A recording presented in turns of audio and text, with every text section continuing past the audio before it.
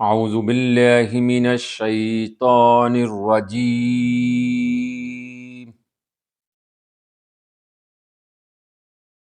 بسم اللہ الرحمن الرحیم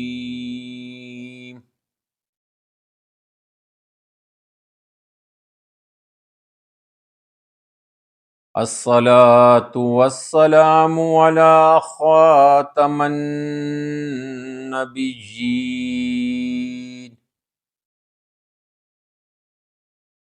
الصلاة والسلام علی ختم المرسلین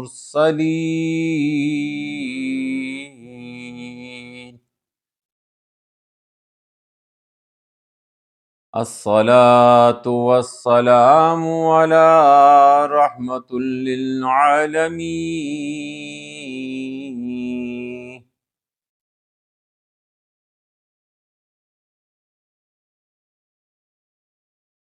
حدیث اليوم حدیث نمبر 4646 4646 مشکات المصابیح.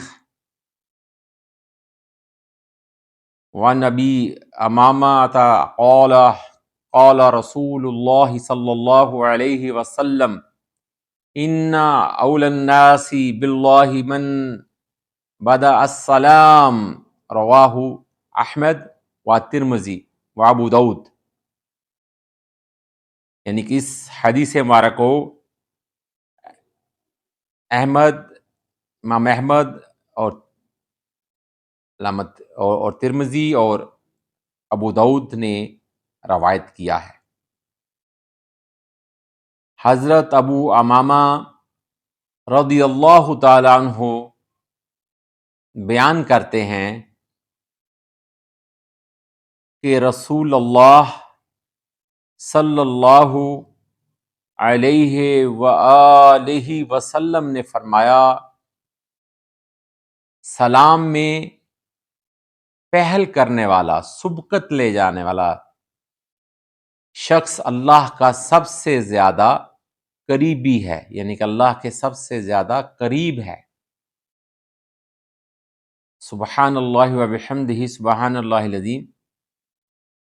یعنی کہ اس سے یہ ظاہر ہوا کہ جس بندے کے اندر عاجزی و انکساری ہے،